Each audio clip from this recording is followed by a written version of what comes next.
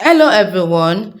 Today's math challenge is a beautiful Math Olympiad question that looks difficult at first, but once you know the trick, then it will be surprisingly easy to solve. Here is the question which says 2 raised to the power of A plus 2 raised to the power of B plus 2 raised to the power of C equals 200. And the task before us says find A, B, and C independently. What does this question mean? Note that every number on the left side here has a base of 2. For example, 2 raised to the power of 1 will give us 2. 2 raised to the power of 2 will give us 4, and the likes. The question is asking us which 3 powers of 2 add up to exactly 200. Now we have this, let's continue.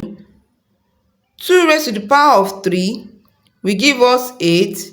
2 raised to the power of 4 will give us 16. 2 raised to the power of 5 will give us 32.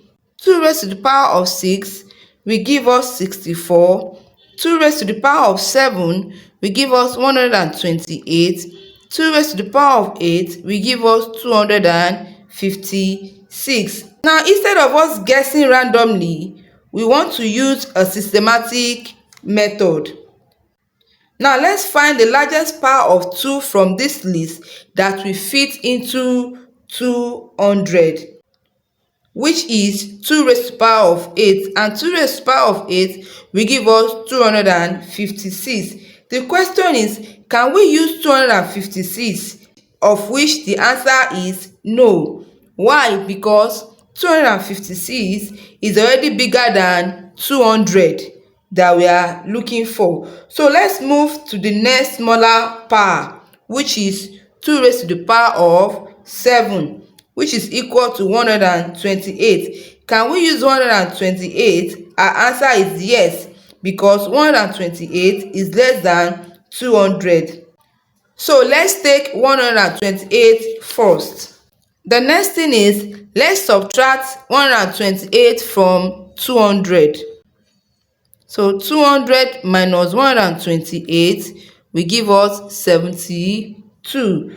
This means we have already found one of the 3 numbers. So far, 200 equals 128 plus 72. Since 128 equals 2 raised to the power of 7, our equation becomes 2 raised to the power of 7 plus 72. Now we only need to write 72 as the sum of 2 powers of 2. Now let's break down 72 into powers of 2. Let's take a look at this 72. What is the largest power of 2 that is less than or equal to 72? From our list, 64 works because 2 raised to the power of 6 equals 64.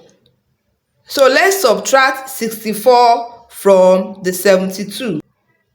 So 72 minus 64 will give us 8. Now we have it as 72 equals 64 plus 8.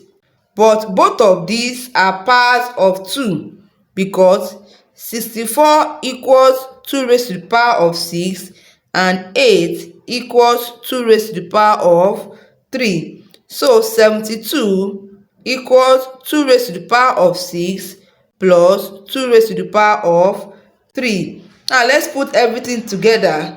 Earlier we found 200 equals 128 plus 72. Now let's replace the 72, which will give us 200 equals 128 plus 64 plus 8. Finally, let's replace each number with its power of 2, which will give us 200 equals 2 raised to the power of 7 plus 2 raised to the power of 6 plus 2 raised to the power of 3. Now let's compare this with the original equation, which says 2 raised to the power of A plus 2 raised to the power of B plus 2 raised to the power of C equals 200. Therefore, our A equals 7, B equals 6, and C equals 3. Remember, the order of arrangement doesn't matter.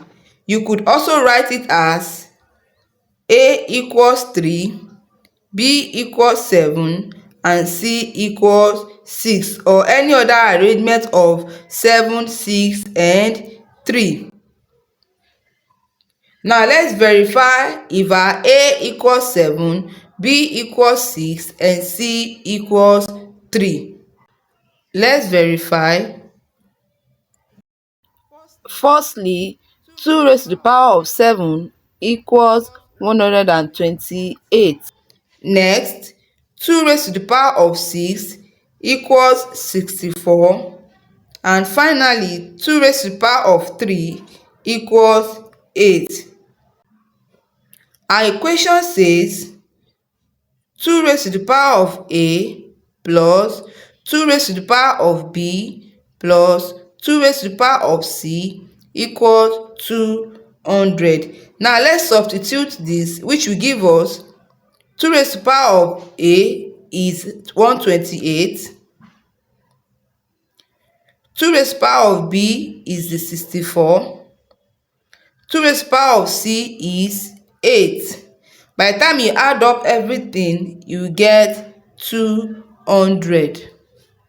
Did you notice that on the left side, we got 200 as our answer, and also on the right side, we were given 200 as our answer. Therefore, the left side is equal to the right side. That means our answer is correct.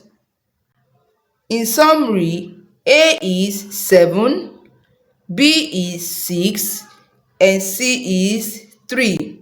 Thank you for watching.